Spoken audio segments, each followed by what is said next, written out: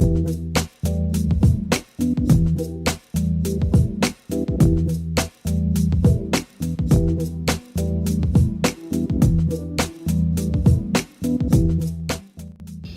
Viewers, welcome back to my channel Juthi's kitchen. আমার আজকের recipe হচ্ছে ঠান্ডা ঠান্ডা বাদাম দুধ বা দুধের শরবত। এটি সব বয়সের মানুষের জন্য অনেক হেলদি একটি ড্রিঙ্কস। সেই সাথে ছোটদের জন্য এটি এনার্জি বুস্টার হিসেবে কাজ করে। আশা করছি আমার আজকের ভিডিও আপনাদের ভালো লাগবে। ভালো লাগলে আপনার ফ্রেন্ডস অ্যান্ড ফ্যামিলির সাথে শেয়ার করবেন এবং ভিডিও দেখতে দেখতে আমার চ্যানেলটি সাবস্ক্রাইব করে পাশের বেল আইকনটি প্রেস করবেন। প্রথমে আমি একটি প্যানে half litre full cream milk নিয়ে নিচ্ছি।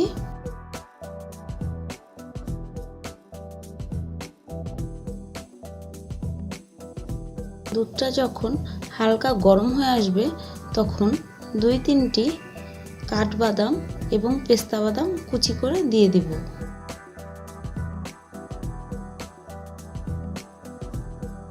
কিছুক্ষণ জাল করব।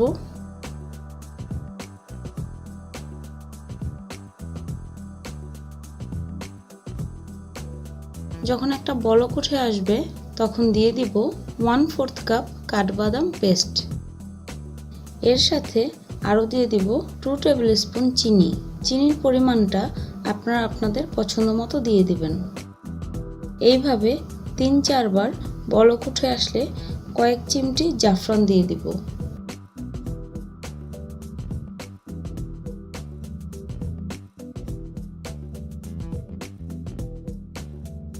আরও কিছুক্ষণ জাল করব। এই পর্যায়ে আপনারা চাইলে এখানে এলাচের গুঁড়োও ব্যবহার করতে পারেন। কিছুক্ষণ জাল করার পর যখন এরকম ঘন হয়ে আসবে তখন চুলা অফ করে ঠান্ডা করে নেব।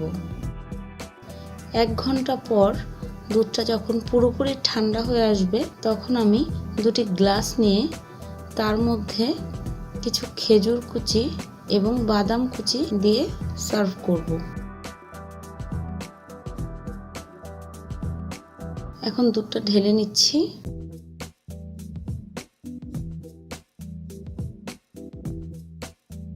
এর উপর সামান্য কিছু জাফরান এবং পেস্তা বাদাম দিয়ে সার্ভ করব।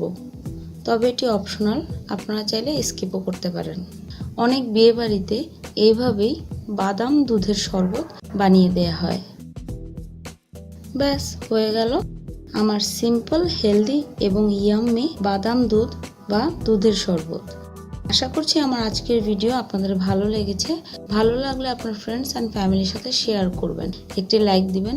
ভিডিও রিলেটেড যে কোনো কোশ্চেন অথবা আপনাদের মতামত কমেন্ট সেকশনে কমেন্ট করে জানাতে পারেন এবং আরও সিম্পল রেসিপি পেতে অবশ্যই আমার চ্যানেলটি সাবস্ক্রাইব করে পাশের বেল আইকনটি প্রেস করবেন।